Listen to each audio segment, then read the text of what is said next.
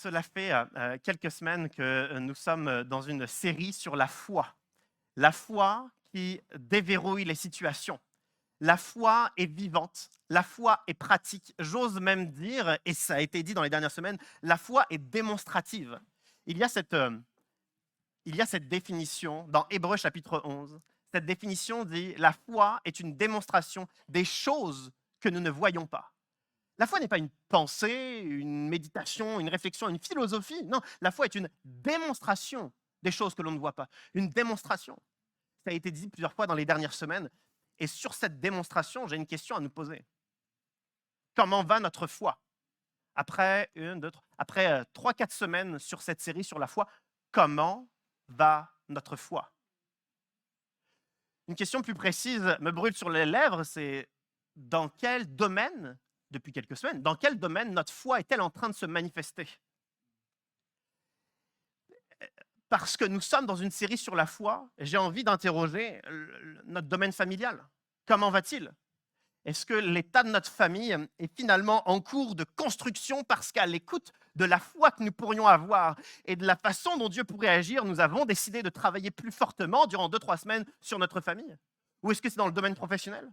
Ou est-ce que c'est dans notre santé? Ou est-ce que c'est pour notre intégrité et notre pureté que nous avons choisi de travailler? En fait, je vous partage ça parce que j'ai une crainte.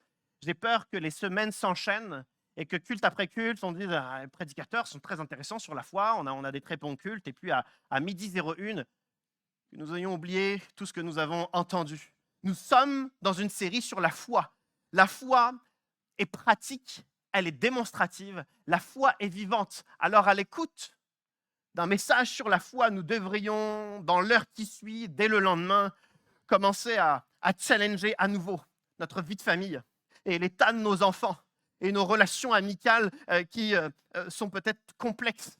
Et l'influence de notre passé qui nous gangrène encore, nous devrions alors challenger notre foi sur cela. Alors voici ma question. Dans quel domaine en ce moment notre foi est-elle en train de se manifester? Nous ne pouvons pas dans cette série rester passifs, mais nous devrions, chacun d'entre nous, du lundi au samedi inclus, se dire, voici, à l'écoute de ce que j'entends, voici dans quel domaine je dois travailler. Voici comment ma foi pourrait tout à nouveau ramener du fruit chez mes enfants, dans ma santé, dans mon intégrité, dans l'Église. Alors, je refuse, et je veux prier pour ça, et je veux que vous ayez cette même prière pour moi. Refusons que cette série sur la foi soit simplement intéressante, mais plus que ça, qu'elle nous pousse à travailler, qu'elle nous pousse à démontrer notre foi, à manifester à nouveau notre foi, que nous puissions, dans une semaine, dans un mois, dans 6 mois, dire, avec cette série sur la foi, j'ai travaillé à nouveau sur tel domaine, et voici le témoignage. Parce que si dans quelques mois, on ressort avec 0 témoignage, à quoi a servi une série sur la foi? Il faut qu'à la sortie de cette série, nous ayons un témoignage de ce que Dieu a fait dans notre vie.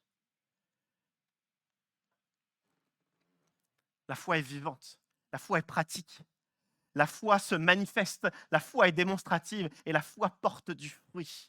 Que nous ressortions de chaque dimanche avec un engagement renouvelé pour que notre foi porte concrètement du fruit dans un domaine qui est peut-être paralysé depuis des années, dans un domaine qui n'évolue plus depuis des années, dans une situation que nous considérons depuis trop longtemps comme désespérée, que nous puissions focaliser notre foi sur cela, travailler à nouveau et espérer qu'un fruit nouveau éclose de cette foi ranimée. Alors, je veux vous défier cet après-midi avec votre époux, votre épouse, ce soir, peut-être tout seul, dans votre cuisine, tout seul dans votre chambre. Arrêtez-vous. Considérez ce que vous avez entendu dans les dernières semaines. Et challengez à nouveau votre foi sur ce qui, dans votre vie, doit changer. Et mettez votre foi en action. Œuvrez conformément à ce que nous entendons. Et témoignons dans une semaine, dans un mois, dans 6 mois, de ce que Dieu aura fait. Amen. Il y a 2 semaines, nous avons découvert redécouvert une famille qui a exprimé sa foi. Ils avaient un enfant qui était destiné à mourir à cause de la haine, la discrimination des Égyptiens vis-à-vis du peuple hébreu. Il y avait un contexte de génocide, mais cette famille qui a exprimé sa foi a permis que Dieu ouvre une autre possibilité. Tout le monde savait que cet enfant était destiné à mourir, mais cet enfant a non seulement eu la vie, il a été protégé, et lui et sa famille ont été bénis. Cette foi, la foi de cette famille a été une source d'inspiration et j'aimerais qu'on poursuive parce que cet enfant s'appelle Moïse. Et la foi de Moïse est largement digne d'intérêt. Alors je vous propose qu'on puisse lire ensemble, ça va être affiché. Exode au chapitre 2, on va lire à partir du verset 11. Voici ce que le texte nous dit. Une fois devenu grand, Moïse sortit vers ses frères et vit leurs pénibles travaux. Il vit un Égyptien frapper un Hébreu, un de ses frères. Il regarda de tous côtés, vit qu'il n'y avait personne et tua l'Égyptien qu'il cacha dans le sable. Moïse eut peur et se dit, l'affaire est certainement connue. Le Pharaon apprit ce qui s'était passé et il chercha à faire mourir Moïse. Mais Moïse s'enfuit loin de lui et s'installa dans le pays de Madian. On fait une petite pause. Alors que Moïse grandit, Moïse va parmi ses frères, les Hébreux, son peuple, et il voit ses frères qui sont maltraités. Les pénibles travaux, l'esclavage, la souffrance, la haine, la discrimination. Il voit tout cela. Il voit et il a une réaction. On va voir dans un instant sa réaction. Il a tué un Égyptien. Mais il voit, il a une réaction. Il y a une forme de compassion, de désir de justice qui naît en Moïse. Moïse, étymologiquement, a une double racine. Il a une racine égyptienne qui est presque identique à la racine hébraïque. La racine égyptienne de Moïse, étymologiquement, c'est celui qui a été sauvé d'eux ou celui qui a été tiré hors d'eux. Parce que la fille du pharaon, sa mère adoptive, l'a retrouvé sur le bord du fleuve, donc il a été tiré hors de l'eau. Et donc, étymologiquement, celui qui a été sauvé d'eux, celui qui a été tiré des eaux, sous-entendu. La racine hébraïque est presque similaire. Simplement, ce n'est pas la voix passive, mais la voix active. La racine hébraïque dit « celui qui sauve, celui qui tire hors d'eux ». Il y a dans l'identité de Moïse une complexité. Son identité nous dit qu'il a été à la fois celui qui a été sauvé et celui qui doit sauver. C'est celui qui a été tiré hors de la mort lorsqu'il était enfant et c'est celui qui doit tirer hors de la mort. Il y a cette complexité dans son identité et la complexité de son identité me fait penser à l'identité du chrétien qui a été sauvé. Nous avons été sauvés par grâce, nous avons été libérés de la mort, nous avons la vie éternelle, nous sommes jour après jour sous sa protection, il peut nous conduire, il peut nous diriger, il peut nous restaurer, il peut nous ressourcer. Nous sommes sauvés par Dieu et nous avons une mission, un mandat. Parce que nous avons été sauvés par grâce, nous devons présenter le Christ qui sauve par grâce. Parce que nous avons été libérés, nous devons présenter Christ qui libère. C'est Jésus qui dit à ses disciples de faire des disciples. C'est à chacun d'entre nous que Dieu nous dit, parce que tu as été sauvé, sauve. Parce que tu as entendu le message de l'Évangile et que ta vie a changé, présente le message de l'Évangile pour que la vie des autres change. Moïse doit sauver parce qu'il a été sauvé gracieusement. Je voulais attirer l'attention sur cette identité complexe de Moïse, parce qu'elle reflète notre identité de chrétien. Tous ceux et toutes celles, prenons les choses autrement. Il y a plusieurs années, j'ai découvert une immense richesse chez les autres frères et sœurs lorsque j'étais adolescent, parce que je découvrais que mes problématiques avaient déjà été traversées par d'autres. Et peu importe les générations qui s'enchaînent, les problématiques que nous rencontrons ont déjà été forcément traversées par d'autres. Il y a des personnes actuellement parmi nous qui ont pour témoignage, il y a 1 an, 5 ans, 10 ans ou 30 ans, une délivrance par rapport aux dépendances. Et il y a parmi nous des personnes qui actuellement sont captifs de dépendance. Il est nécessaire que celui qui a été libéré puisse accompagner celui qui a besoin de libération. Il y a des personnes parmi nous qui avaient une famille fracturée, conflit sur conflit, mais qui, par la grâce de Dieu, a redécouvert la réconciliation, l'unité, l'harmonie, et aujourd'hui, la famille va bien. Mais il y a des personnes actuellement qui passent par des moments de fracture familiale, et ils ont besoin que celui qui a découvert l'unité par Christ puisse encourager celui qui a actuellement les fractures familiales. Il y a des personnes parmi nous qui souffrent dans leur corps, problèmes de santé et des douleurs. Et il y a des personnes qui, il y a quelques années, sont passées par des périodes de santé terribles, mais qui ont été soutenues par Dieu, peut-être même guéries, et ils peuvent être les meilleurs conseillers, les conseillers les plus pertinents. Je me souviens, en février dernier, nous avons fait un mois sur une série nommée Vision, où, à partir de notions bibliques, nous nous sommes encouragés sur quelles devraient être des notions clés de notre vision. Et une de ces notions clés, c'était impliquer. L'Église implique chacun pour le progrès des autres.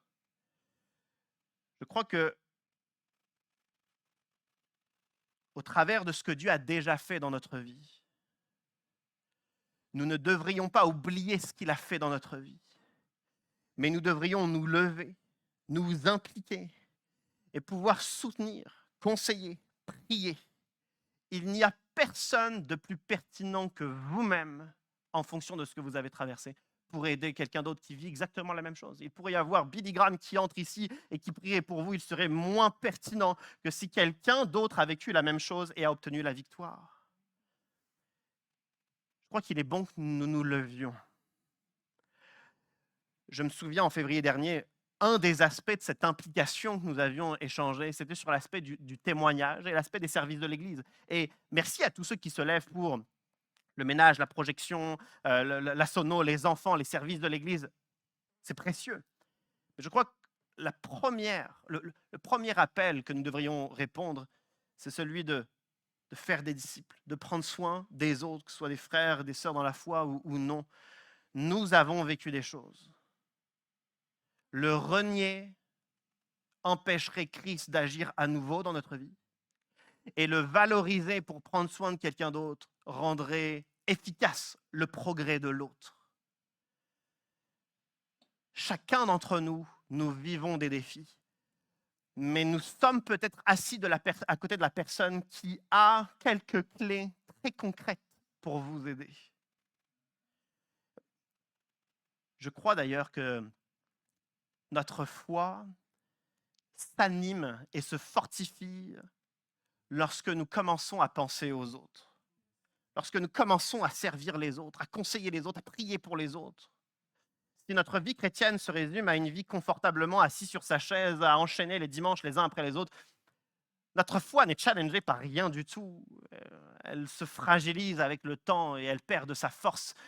Mais si, conscient de la grâce que Dieu m'a fait, d'avoir été libéré d'une dépendance, d'avoir retrouvé l'unité dans ma famille, conscient de ce que Dieu a fait dans ma vie, si je le porte vers les autres pour les accompagner, cette foi se ranime parce que je dois prier pour l'autre, parce que je dois accompagner l'autre, parce que je dois prendre soin de l'autre, parce que je dois bénir l'autre, je dois être attentif à mon prochain. Et à ce moment-là, notre foi s'anime à nouveau. J'aimerais qu'aucun d'entre nous ne disqualifions ce que nous avons vécu parce qu'il y en a d'autres qui attendent notre encouragement, qui attendent notre prière, qui attendent les conseils qu'on pourrait donner.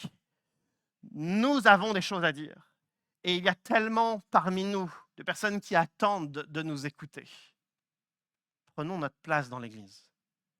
Comme un Moïse qui est appelé à prendre sa place, prenons notre place. Parce que tellement restaurés alors avec des chaînes pendant encore de nombreuses années si nous restons bouche fermée. Mais il y a une force dans la fraternité. Il y a une force dans la fraternité. Je me souviens, je ne sais pas si Hans, tu t'en souviens, on s'est rencontrés avec Hans, j'avais 15 ans. Et ce que je ne savais pas, et je l'ai découvert à ce moment-là, vous avez une mission d'évangélisation ensemble, c'est que les défis identitaires que j'avais, et ce sentiment de solitude, et surtout ce sentiment de ne pas avoir l'autorisation d'en parler parce que le péché est sale, parce qu'on doit garder tout ça caché. Ce moment où j'ai pu, alors qu'on venait de se rencontrer, en parler, c'était mon responsable d'équipe, il y a eu non seulement un effet, parce qu'on dévoile quelque chose, mais il y a eu une découverte qu'il vivait exactement la même chose que moi quelques années plus tôt, et qu'il s'en était sorti. Et je crois que nous n'avons pas idée à quel point il y a des libérés parmi nous, et que toutes les fois où on ose ouvrir notre bouche, on en libère d'autres. Alors prenons notre place, parce que les autres ont besoin de nous, et nous avons besoin d'ouvrir notre bouche. Moïse, dans le passage que nous avons lu, il voit ses frères, il y a une forme de compassion qui naît, il y a Il a une bonne intention, il veut aider ses frères, il y a un bon objectif, il veut la libération et il va tuer un Égyptien. Mauvaise méthode. Mauvaise méthode, clairement mauvaise méthode. Bonne intention, bon objectif, mais mauvais chemin. Il prend le chemin du meurtre, évidemment mauvais chemin. Quand je vois l'objectif si constructif, si saint, si louable de Moïse et son chemin tellement destructeur, je pense, je m'excuse, mais je pense à moi d'abord, puis ensuite je pense à chacun d'entre nous, à tous nos objectifs qui sont louables. Je sais que plusieurs d'entre nous, nos objectifs, notre désir, nos prières et nos supplications, c'est de retrouver notre intégrité, c'est la multiplication de l'Église. Notre désir, c'est l'unité retrouvée dans la famille. Notre objectif, il est merveilleux, c'est de retrouver la santé. Notre objectif, il est sain, il est cohérent à la volonté de Dieu. La question est, prenons-nous le bon chemin pour atteindre cet objectif? Le chemin que Moïse emprunte ne l'amènera pas à la réalisation de son objectif. Et je crois qu'il y a encore trop de chemins que nous prenons qui ne nous emmènent pas du tout à l'objectif ô combien louable, ô combien saint que nous avons. Lorsqu'on voit qu'il y a encore du murmure, du mépris, de la jalousie, et pourtant que nos prières proclament l'unité, c'est que nous prenons des chemins qui ne nous emmèneront pas à l'unité. Lorsqu'on voit qu'on maintient certaines sources toxiques ou malsaines, alors que pourtant notre prière, c'est de retrouver notre intégrité, notre pureté, nous n'y arriverons pas en gardant ce chemin qui nous éloigne de l'intégrité. Lorsqu'on voit que nous ne témoignons pas, ou presque jamais, alors pourtant notre prière, c'est la multiplication de l'Église, nous prenons un chemin qui ne nous emmènera jamais vers la multiplication de l'Église. Je crois qu'avec beaucoup de sincérité, je prie, nous prions quelquefois pour tout un tas de sujets qui sont louables, qui sont justes, cohérents par rapport à la volonté de Dieu. Nous prions pour les réconciliations, nous prions pour l'Église, nous prions pour les unités, nous prions pour les familles, les couples, les enfants. Nous prions pour tous ces sujets, mais la question est, prenons-nous le chemin de la foi? Prenons-nous le chemin de Dieu? Il y a dans tout ce passage, pour moi, une expression qui résonne et je veux commencer à la dire, c'est que la foi est un chemin. Et tant que nous n'acceptons pas le cheminement nécessaire, nous n'atteindrons pas l'objectif. Nous pourrions prier, supplier, jeûner et prier. La semaine prochaine, on commence un jeûne et prière. Nous pourrions jeûner et prier. Ça ne changera rien si nous n'acceptons pas le chemin de la foi. Il est difficile d'accepter le chemin de la foi. Mettons-nous à la place de Moïse. Certainement que plusieurs connaissent l'histoire de Moïse, le texte nous dit qu'il va fuir. Pendant de nombreuses années, il ne va pas être en Égypte pour sauver ses frères. Quelquefois, le timing de Dieu n'est pas notre timing. Nous pensons que pour retrouver l'unité de la famille, que pour retrouver une certaine liberté, parce que nous voyons des chaînes spirituelles à nos poignets, voici ce qu'on va devoir faire, voici ce qu'on va devoir dire, voici le timing, voici vers qui aller, voici quelles ressources je vais avoir besoin. Mais ça se trouve, le plan de Dieu n'a rien à voir avec tout cela. Parce que Dieu a un autre timing. Nous pensions à cette époque de l'année être dans tel projet professionnel et on n'y est pas du tout. On pensait à ce moment-là avoir un certain train de vie, mais finalement un problème de santé est apparu. Nous pensions arriver à telle étape, mais finalement Dieu avait un autre rythme, un autre timing. À ce moment-là, allons-nous choisir le chemin de la foi, le chemin de l'obéissance, le chemin de Dieu, ou allons-nous, comme Moïse, prendre un autre chemin? Parce que ce timing ne nous convient pas. J'ai découvert autre chose dans le chemin de Dieu, c'est que nous n'avons jamais la maturité spirituelle pour atteindre l'objectif que Dieu a pour nous. Alors, lorsqu'on commence à prendre le chemin de Dieu, c'est peut-être pas, sémantiquement, c'est peut-être pas le plus juste, mais on s'en prend plein la tête. Parce que nous ne sommes pas à la hauteur, parce que nous n'avons pas le recul émotionnel, parce que nous n'avons pas l'expérience, parce que nous n'avons pas les compétences. Et au final, lorsqu'on tente d'entrer dans le chemin de Dieu, on se rend compte que par nous-mêmes, nous n'arriverons pas à entrer dans ce chemin, parce que nous ne sommes pas assez matures. Alors les premières choses que Dieu va faire, c'est de nous appeler à l'humilité, et il va nous pousser à apprendre des leçons. Et tant que nous n'apprenons pas les leçons, nous allons rester paralysés à la même étape. Il est bon de prier pour l'objectif, pour l'unité, pour la multiplication. Il est bon de prier pour la guérison, il est bon de prier pour tout cela, mais il y a un chemin avant à emprunter. Et tant qu'on ne l'emprunte pas, tant qu'on n'accepte pas que le timing de ce chemin est différent de ce que nous imaginons, tant que nous n'acceptons pas que ce chemin va nous demander une maturité différente, chemin d'humilité, chemin de leçon, chemin d'apprentissage, tant que nous n'acceptons pas ce chemin, nous n'atteindrons jamais l'objectif. C'est pourquoi nous vivons et je vis des déceptions dans la foi, parce que nous ne trouvons toujours pas la guérison attendue, parce que nous ne trouvons toujours pas la paix intérieure attendue, parce que nous ne trouvons toujours pas l'équilibre et l'harmonie familiale, nous ne trouvons toujours pas la multiplication de l'Église. Alors on peut continuer à prier, mais nous ne trouverons toujours pas la réalisation de cet objectif parce qu'il y a un chemin de foi à prendre. S'il suffisait de faire une prière sans obéissance derrière, Moïse aurait fait une petite prière et instantanément, à l'âge de 40 ans, les Hébreux seraient sortis d'Égypte. Mais ça demandait un chemin d'obéissance. Alors c'est pas une bonne nouvelle, voici la mauvaise nouvelle. Il y a un chemin de foi, il y a un chemin d'obéissance nécessaire pour voir l'accomplissement des promesses de Dieu. Le passage se poursuit et voici ce que le texte nous dit. Le Pharaon apprit ce qui s'était passé et il chercha à faire mourir Moïse. Mais Moïse s'enfuit loin de lui et s'installa dans le pays de Madian. Il s'arrêta près d'un puits. Le prêtre de Madian avait 7 filles. Un peu plus loin, il est dit, Moïse décida de s'installer chez cet homme, qui lui donna en mariage sa fille Séphora. Elle mit au monde un fils qu'il appela Gershom. Car, dit-il, je suis en exil dans un pays étranger. Moïse fuit l'Égypte. Il passe toute la péninsule du Sinaï, des déserts, des montagnes, et il arrive de l'autre côté de la péninsule du Sinaï, au pays de Madian. Et là, au pays de Madian, il estime avoir fui suffisamment loin, il s'arrête à un puits. À ce moment-là, Moïse a fui tout ce qu'il pouvait. Il a fui son peuple, il a fui le Pharaon, il a fui son péché, il a fui son crime, il a fui sa honte, il a fui tout ce qu'il pouvait fuir sauf une chose. Parce que, arrivé au puits, qui est-ce qui utilise le puits? Le prêtre de Madian et sa famille. Dans le contexte, on apprend que le prêtre, c'est un prêtre de l'Éternel, un homme de Dieu. Il a fui le plus loin possible, mais il n'a pas pu fuir loin de Dieu, parce que Dieu l'attendait là, au puits de Madian.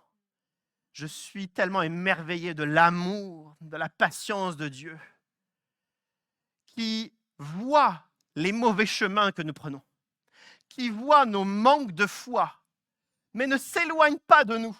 Il nous offre une nouvelle opportunité. Il offre une nouvelle opportunité à Moïse. Il veut offrir à chacun d'entre nous une nouvelle opportunité. Cela fait bien des semaines que je prépare, je médite cette semaine de jeûne et prière. Dans une semaine, le lundi, mardi, mercredi et vendredi, comme vous le savez, nous allons avoir cette semaine de jeûne et prière tous les soirs à 19h. Et je crois qu'une des réalités spirituelles que nous allons redécouvrir durant cette semaine de jeûne et prière, c'est la nouvelle opportunité que Dieu nous offre. Sa grâce est encore plus impressionnante que nous imaginons. Et il nous offre encore une nouvelle opportunité spirituelle. Même si nous avons pris un mauvais chemin auparavant. Même si nous n'avons jamais exprimé la foi nécessaire. Même si les autres estiment que nous sommes disqualifiés.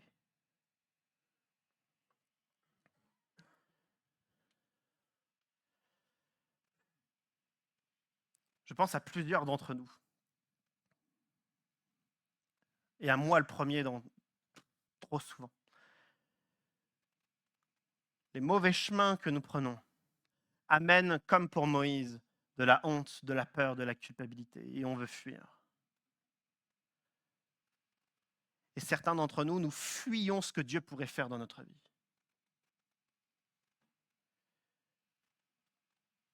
Que nous puissions croire à cette nouvelle opportunité qu'il nous donne. Il ne nous condamne pas, mais il nous tend la main encore et encore. Il le fait pour moi, il le fait pour nous. Il veut le faire encore une fois. La Bible nous parle de la patience de Dieu, mais cette patience a une limite. Mais aujourd'hui, elle n'est pas encore limitée. Aujourd'hui, la patience de Dieu s'exprime à nouveau. Je pense à certains qui voient leur propre niveau de spiritualité.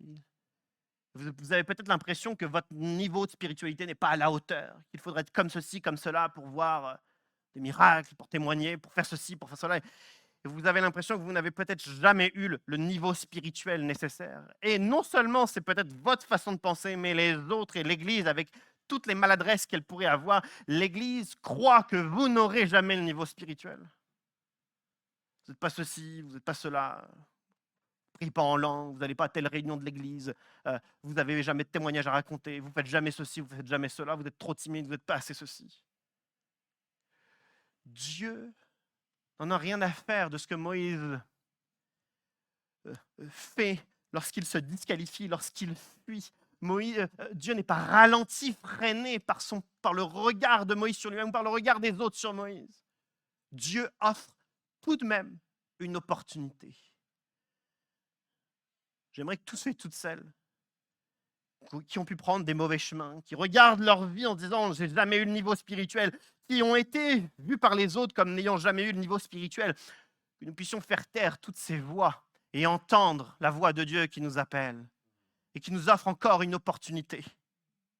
Opportunité d'être sauvés, opportunité de sauver les autres, opportunité d'entrer dans notre appel, opportunité de vivre ce qu'il a toujours promis mais que nous n'avons encore jamais vu. Cette opportunité est encore possible, alors ne freinons pas la main de Dieu, mais accueillons-la. Accueillons-la. Cette semaine de jeûne et prière, elle est pour nous. Dans une semaine, elle commence. Elle est pour nous. Elle est pour tous ceux qui supplient de façon paralysée et qui ne voient encore jamais rien. Eh bien, c'est peut-être le moment là d'y croire encore. Parce que Dieu, il viendra. Viendrons-nous. Répondrons-nous à son appel. Saisissons-nous cette nouvelle opportunité qu'il nous offre. Moïse et à Madian, le hasard, je mets des grosses guillemets, le hasard de la situation fait qu'il tombe dans cette famille de croyants. Et il va s'installer dans cette famille, il va se marier, il va avoir un enfant. Et quelques temps plus tard, voici ce que le texte nous dit. On va lire ce passage. Moïse était devenu berger du troupeau de son beau-père Jéthro, le prêtre de Madian. Il conduisit le troupeau derrière le désert et vint à la montagne de Dieu, à Horeb. L'ange de l'Éternel lui apparut dans une flamme de feu au milieu d'un buisson. Moïse regarda et vit que le buisson était tout en feu sans être consumé. Moïse dit, je veux faire un détour pour voir quelle est cette grande vision et pourquoi le buisson ne brûle pas. L'Éternel vit qu'il faisait un détour pour regarder et on s'arrête là. Moïse est berger, comme tous les bergers, lorsqu'ils vivent dans des zones désertiques, avec les fortes chaleurs, ils montent en haut d'une montagne parce qu'ils trouvent fraîcheur, pâturage, eau en abondance. C'est ce que Moïse fait. Mais il ne va pas dans n'importe quelle montagne. Il va dans la montagne, localement on l'appelle cette montagne, la montagne de Dieu. Cette montagne a un nom un peu plus officiel, c'est Horeb. Horeb, si vous regardez des commentaires courts et superficiels, on va dire que Horeb, ça signifie désert. Mais les grands spécialistes précisent que c'est un désert social. Cette montagne est inhabitée. C'est-à-dire que lorsqu'on monte sur cette montagne, on peut rencontrer qu'une seule personne, c'est Dieu. Il n'y a pas de ville, pas de village, pas de temple, pas d'intermédiaire, pas de prêtre, il y a juste Dieu. Et Moïse a choisi de monter sur cette montagne pour ne rencontrer personne d'autre que Dieu. La démarche de Moïse est une source d'inspiration pour nous parce que Moïse vit depuis de nombreuses années maintenant dans sa belle famille de foi. Donc j'imagine qu'ils ont des rituels, de la liturgie, certainement qu'ils chantent, certainement qu'ils se racontent des histoires, des témoignages, et les années passent. Et donc Moïse est dans cette famille de foi. Il doit entendre jour après jour ou semaine après semaine des témoignages, des choses autour de Dieu. Il doit en connaître, il doit en entendre des choses. Mais Moïse ne peut pas entrer dans un nouveau chemin. Moïse ne peut pas entrer dans le chemin de Dieu parce qu'il a entendu le prêtre, sa famille parler des choses de Dieu. Ça ne suffit pas.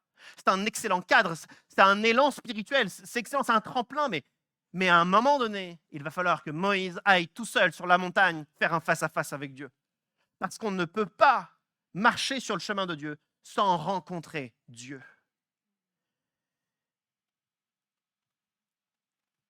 Vous savez, quelquefois, nous essayons de convaincre certaines personnes de marcher sur un chemin chrétien, sur un chemin de vie chrétienne avec une attitude cohérente, avec un discours, avec une façon de faire, une façon de ne pas faire. On essaye de convaincre les autres comme cela, mais je crois que ce n'est pas possible s'il n'y a pas une rencontre avec Dieu. Mais c'est parce qu'il y a une rencontre avec Dieu que Moïse va être capable de marcher sur ce nouveau chemin. Je crois que les années passent et un des risques de la vie chrétienne, c'est d'aller de moins en moins à la rencontre de Dieu et de se satisfaire de ce que, si je pense à Moïse, le prêtre et la famille spirituelle auraient à dire. Si je parle de nous, on pourrait se satisfaire de prédications que l'on entend, de louanges qu'on écoute, de réunions d'église. On se satisferait de tout ça, mais on ne rencontrerait pas seul, face à face, à Dieu. Et cette rencontre est nécessaire. Lorsque j'étais enfant, dans l'église, il y avait souvent une illustration qui était donnée. C'est, vous savez, venir à la rencontre de Dieu, c'est comme une voiture qui va à une station-service. Il est nécessaire de faire le plein pour continuer à avancer. Pas trop cette illustration me semble un peu grotesque, mais terriblement vraie. Sans rencontrer Dieu, comment pourrions-nous continuer à avancer? Parce que si nous tentons de rentrer dans le chemin de foi, chemin de Dieu, on va tenter de vivre l'unité, la réconciliation, le pardon, l'hospitalité, la générosité. On va servir, témoigner, bénir, donner. Ce n'est pas possible. On va essayer, mais ce ne sera pas possible. Mais une rencontre régulière avec Dieu nous rendra capables de le faire. Il y a un pasteur qui a dit récemment, le Saint-Esprit n'est pas une puissance divine. Le Saint-Esprit est une personne divine puissante. Il met l'emphase, non pas sur la puissance ou la divinité, mais le fait que l'Esprit Saint est une personne divine puissante, une personne. Dieu est une personne, il est nécessaire d'y avoir sa relation avec Dieu, parce que sans relation,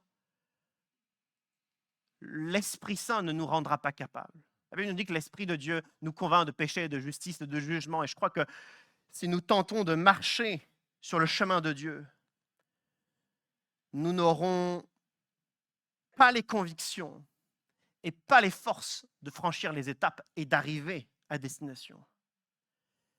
Mais si nous avons relationnellement des temps de rencontre avec Dieu, notre esprit va diminuer pour que l'Esprit Saint prenne toute la place en nous. Il nous convaincra de ce que nous devons dire, de ce que nous devons faire, des choix à prendre.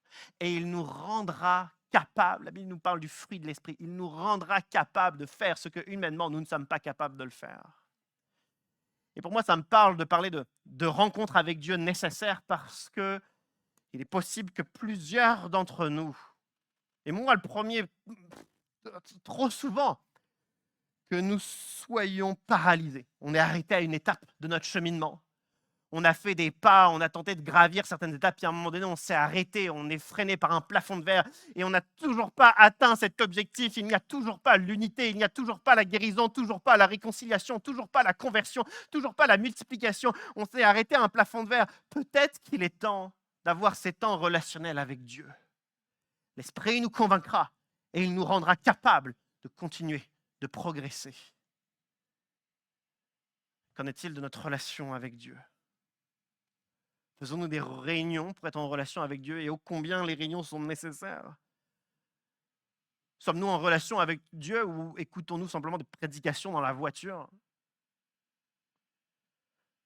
Cette relation est nécessaire.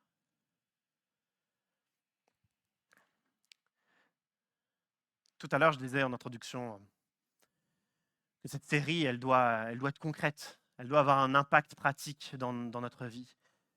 Eh bien, voici la première chose à faire. Demain, rencontrez Dieu tout seul. N'écoutez pas de louanges, n'écoutez pas de prédications. Prenez votre Bible, vous l'ouvrez, vous lisez 3 chapitres ou 3 versets. Vous vous arrêtez au moment où ça vous parle et vous priez pour cela. Et ensuite, vous priez conformément au travail que vous devez faire dans votre vie. Et ensuite, vous vous attendez à Dieu et vous répétez la même chose jour après jour. Et si on commençait à rencontrer Dieu régulièrement, on verrait alors l'Esprit de Dieu nous façonner. Et on ferait des pas de géant sur un chemin que pourtant nous ne voyons pas la fin depuis bien longtemps. Là, on progresserait. Alors j'aimerais nous défier. Que faites-vous demain? Je sais pas, 20h30 quand vous avez fini de manger. Que faites-vous? N'ouvrez pas la télé, prenez pas un livre, faites pas le ménage. Juste installez-vous avec Dieu, seul ou en couple. Mais prenez ce temps, parce que l'Esprit de Dieu attend une chose, c'est de vous rendre capable. Alors ne manquons pas cette occasion. Je demandais à l'équipe de louange de s'approcher. Il y a un dernier élément que je souhaite souligner. Dans le passage que nous venons de lire, le texte nous dit que Moïse voit ce buisson ardent, mais qui ne se consume pas. Un événement surnaturel. Évidemment, ça attire pas juste le regard, mais Moïse a envie d'aller voir parce qu'il y a un phénomène surnaturel. Il se dit, c'est Dieu, c'est sûr. Il a entendu pendant des années et des années, par sa famille, par alliance, il a entendu parler de Dieu et là, il voit le buisson. Il a envie d'y aller, mais l'auteur ne dit pas que Moïse y va.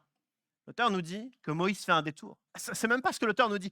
L'auteur dit que Moïse dit « je veux faire un détour » et l'auteur ajoute que Dieu voit qu'il fait un détour. Il y a une insistance de l'auteur sur le détour que Moïse est en train de faire. L'auteur veut nous montrer qu'il n'y a pas un détour géographique seulement, mais il y a un détour spirituel. Parce que pour aller vers Dieu, il faut reconnaître que nous n'allons pas ailleurs. Pour aller à Dieu, il faut renoncer à d'autres chemins. Et j'ai la conviction que plusieurs d'entre nous, notre chemin s'est arrêté parce que nous n'avons pas renoncé à certaines choses. On n'a pas renoncé à notre voiture. On n'a pas renoncé à une amitié. On n'a pas renoncé au pardon que nous aurions dû dire. On n'a pas renoncé. Alors notre chemin s'est arrêté. Non pas que Dieu est moins fidèle, c'est qu'il attend que nous puissions renoncer. Il attend que nous fassions un détour. J'ai cette image, vous savez, d'une montgolfière. Il y a tout un gaz dans le ballon, et il y a la chaleur, il y a un produit chimique qui fait que la montgolfière est plus légère que l'air et la montgolfière monte. Et peut-être que notre chemin commence très très bien. On commence à monter, spirituellement tout va bien, on prend un élan, on vole, on avance, c'est merveilleux. Puis à un moment donné, dans le voyage de la montgolfière, le produit chimique est consommé et la montgolfière devient plus lourde que l'air et elle descend. Et si on ne relâche pas les fardeaux qui sont accrochés à la montgolfière ne repart pas. Et certains d'entre nous, notre chemin de chrétien a peut-être très très bien commencé, merci Seigneur. Mais il faut que sur le chemin, on renonce à des choses, qu'on lâche des fardeaux. Et tant que nous ne relâchons pas, tant que nous ne renonçons pas, notre parcours ne va faire que chuter. Sans atteindre l'objectif.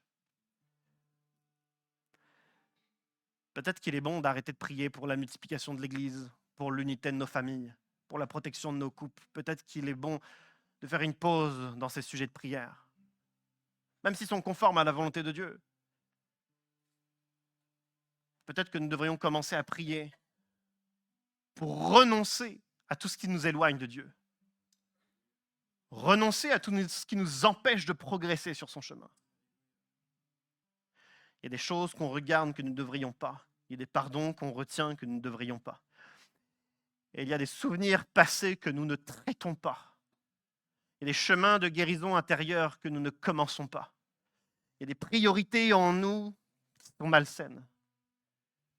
Il y a des habitudes qui sont toxiques que nous ne devrions pas avoir. Il y a un cruel manque de discipline que nous acceptons.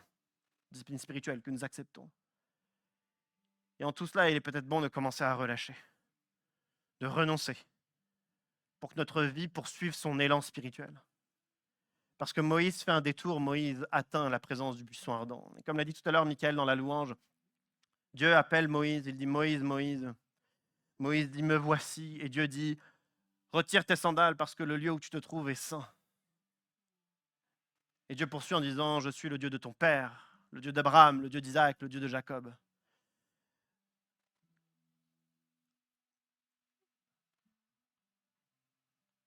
Retirer ses sandales, c'est tellement peu pour pouvoir accéder à la présence de Dieu. Mais c'est nécessaire.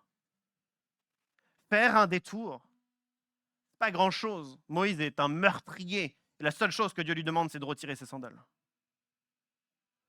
Ça, c'est un effet de la grâce. Faire un détour, c'est nécessaire. Mais au moment où on fait ce détour, la grâce se manifeste. Alors j'aimerais qu'ensemble, nous puissions terminer ce temps par une prière de renoncement. J'aimerais nous inviter tous à nous lever et j'aimerais prier. Si vous le souhaitez en vous-même, vous vous associez à cette prière.